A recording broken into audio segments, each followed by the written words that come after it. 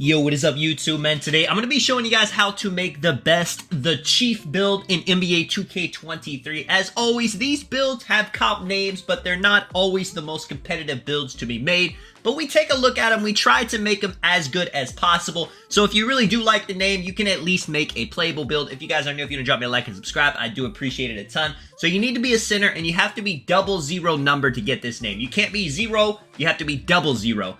Now you're going to go 7 foot, 7'4" wingspan, 230 pounds, solid body shape. You see the finishing is solid all the way around. I mean, it can do it all. Standing dunks, it's got the post control, the driving ability, the close shot. There is one negative. With a 90 standing dunk, we would want 75 vertical for the elite big man contact dunks, but you cannot raise the vertical to 75 on this build without losing the name. So that is a sacrifice you have to make for it. Mid-range shot, 75. It's not going to be a three-point shooter, but if you do like doing pick and pop middies, it's not a play style very many people do. You can definitely make it happen with the 75. Pass accuracy, we can't get it too high without losing the build name, but we do get it high enough to get break starter on bronze, and that will go a long way for fast breaks. 5v5, especially throwing it down the court. The defense, solid all the way around, rebounding interior defense. The block is a little bit lower than we would love.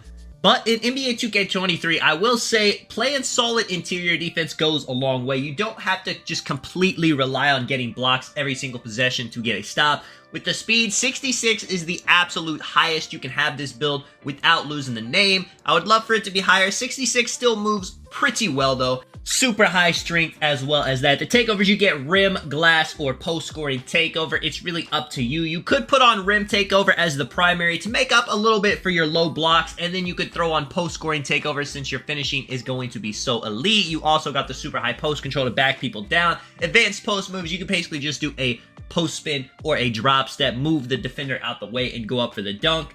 And then you see, man, we get the Chief, man. Robert Parrish. I mean, it's pretty crazy to be called the Chief in NBA 2K23 when people see you on the court, when they see you in the rec, they see they're going up against the Chief.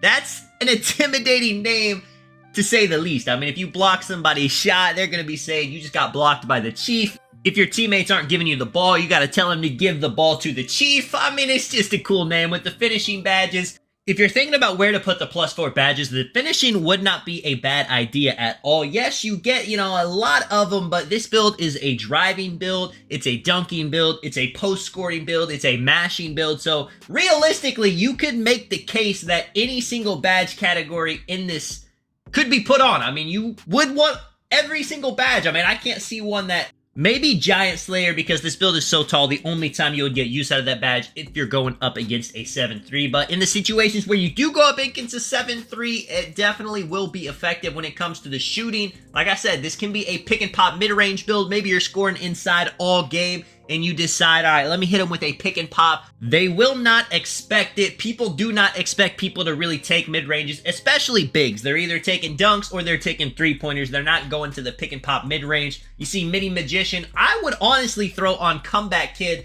or Clutch Shooter on just for what I was talking about. Maybe towards the end of the game, you've been playing as an inside style player and you decide, all right, let me take a jumper, get some space, and easy to the Chief with the green. It could be a beautiful end to a game.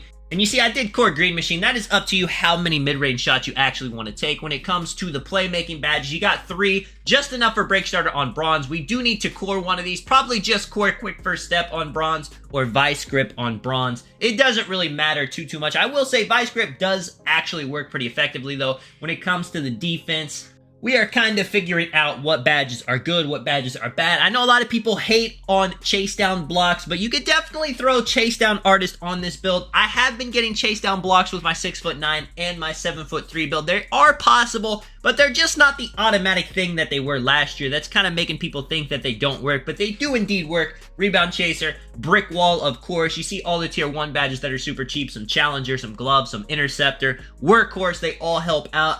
Let me know what you guys think of this build, man. I don't think I've seen anybody in the park with this build yet. Maybe for good reason. Maybe it's not the most competitive build to make. And that's okay because it does have a competitive name to make up for it. This is Tonic, man. I will catch you guys in the next one. I'm out. Peace.